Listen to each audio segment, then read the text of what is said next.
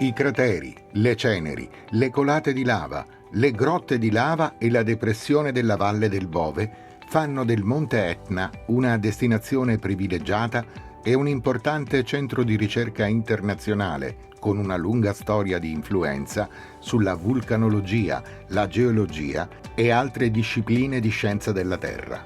Con queste motivazioni, l'UNESCO ha decretato che il vulcano siciliano fosse un patrimonio mondiale dell'umanità.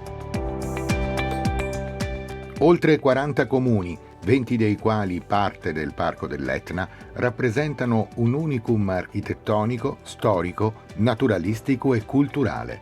Qui tutto è netto, segnato dai colori della pietra lavica, di un ambiente naturale rigoglioso, della forza che la natura esprime con eruzioni periodiche ed intense.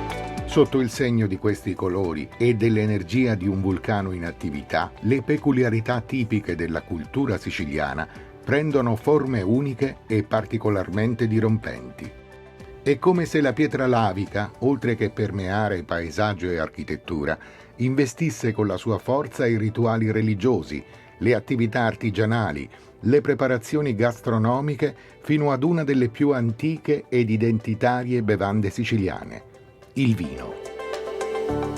La DOC dell'Etna ha come basi il Nerello Mascalese per il rosso ed il Carricante per il bianco, due vitigni autoctoni. Quando bevete un Etna DOC siete certi che sia stato prodotto interamente sul territorio.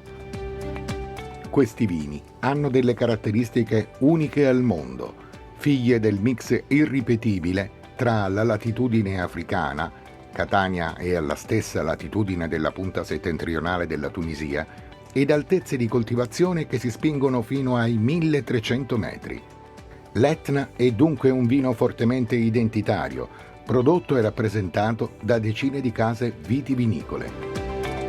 Una storia che lega a filo doppio vino ed ambiente è quella di Gurrida. Questi terreni subiscono ogni anno un allagamento ad opera del fiume Flascio e le piante sommerse vengono protette dalla malattia. L'acqua e questo vulcano hanno stavolta fermato il tempo, nello splendido e quotidiano scontro millenario che compie sulle pendici di questo monte.